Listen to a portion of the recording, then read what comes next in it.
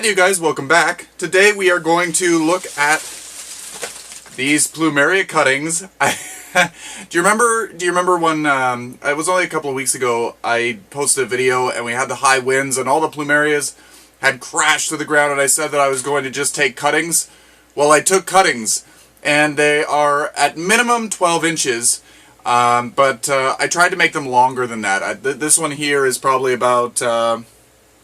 It's probably about 12 inches. I would say this one's maybe 18 to 20 inches long. I tried to make it so that they would be nice plants if I was to plant them in the ground. So, yeah, I thought that we'd do a little demonstration on how I'm going to save these cuttings. They've been sitting here for about a week, and the leaves have started to fall off. Just going to toss away all the leaves that have already fallen off. And we're going to I'll bring you in and I'll show you how I'm going to remove the other leaves. And also, off to the side here, I have all of my little baby seedling Plumerias.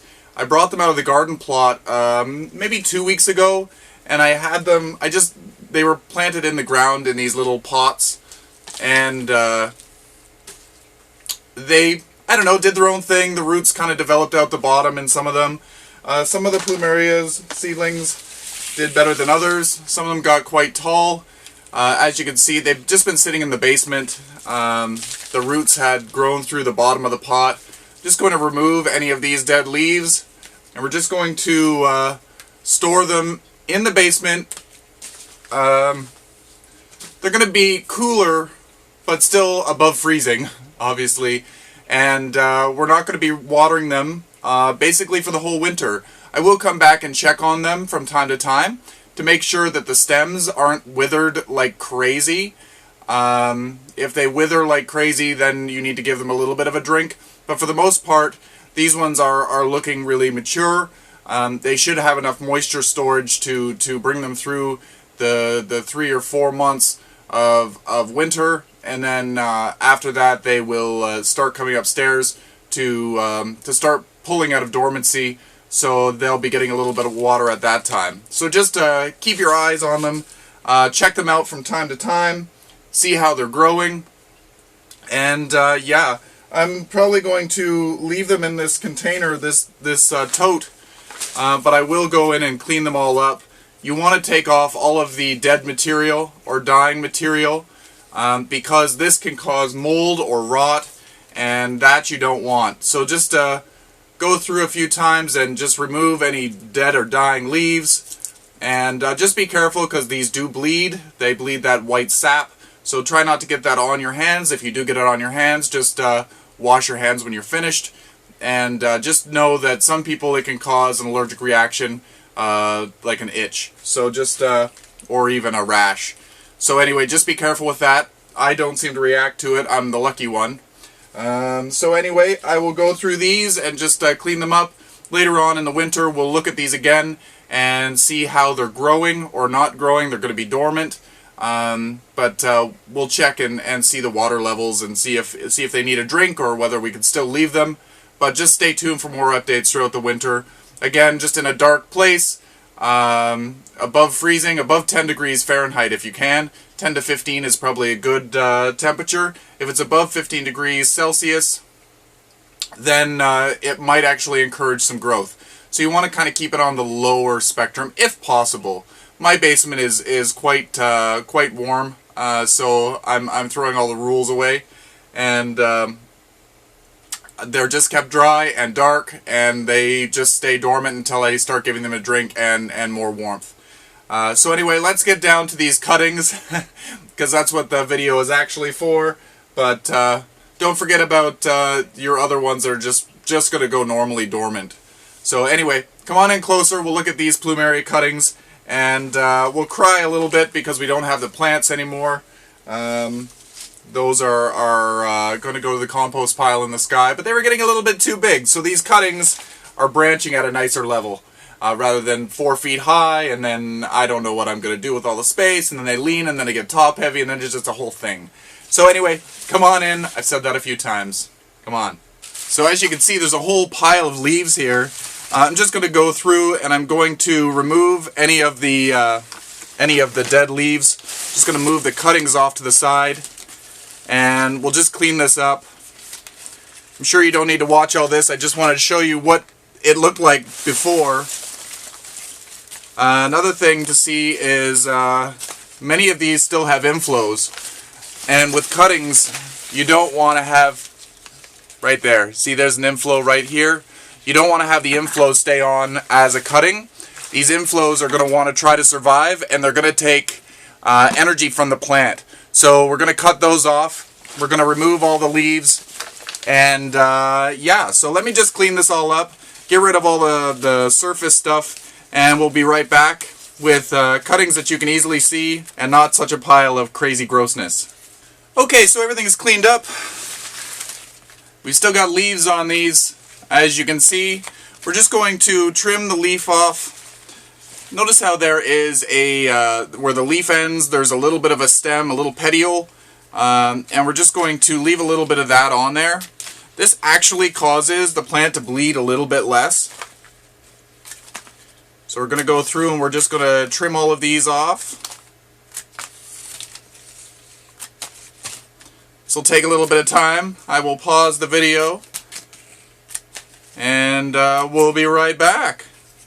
Okay, so I've removed all of the leaves. As you can see, I left a little bit of the stem. Again, this stops it from bleeding a whole lot.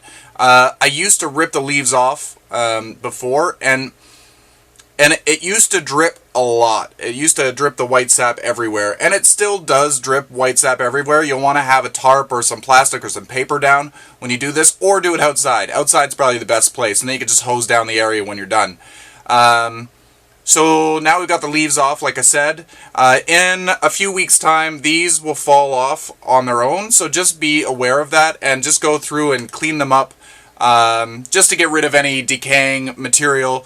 You don't want any rot to form around your plants. So another thing that we're going to do is we're just going to chop off the inflows. It's so sad because some of these haven't even tried to bloom yet this year, like this one. This one here was just developing, and on some of these plants, this was their first year blooming for me, so it's really a sad thing.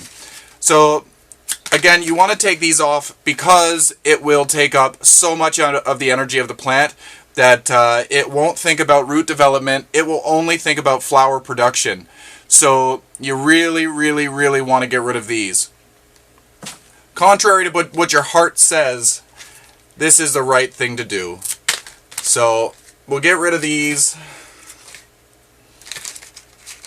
And now I'm just going to let these sit for a couple of days, maybe a week or two, and let them just dry and callus. And then I'm going to store them on a shelf. I'm not going to put them in anything. I'm just going to lay them the way that they are. And yeah, just leave them in a dry location. Excuse me. And then maybe in a month or two, we'll try to... Excuse me, I've got the hiccups.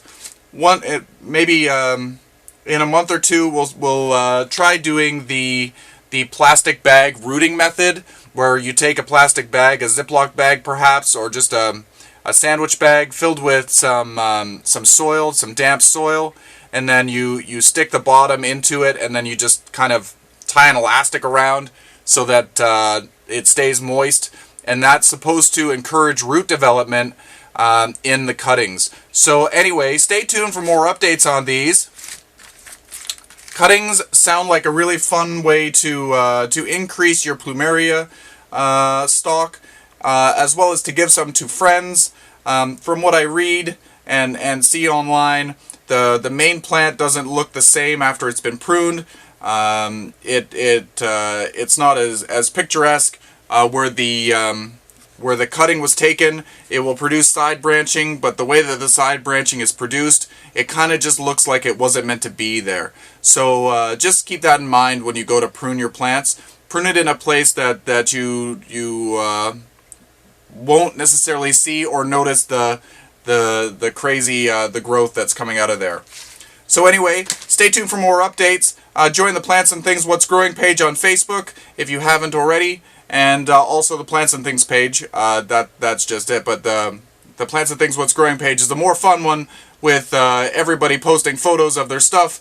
I want to see what you're doing with your Plumerias this winter. Maybe you're lucky enough to keep them in the ground, but most of us have to bring them inside or do something special with them. I want to see what you're doing to keep it going. Last year I kept everything in the house and I kept it in its pot and I just let it go completely dry. All the leaves dropped and it looked gross, but then in the springtime it all comes right back. So how do you do it? Also, what else are you overwintering? Anyway, happy growing everyone, and yeah, until next time.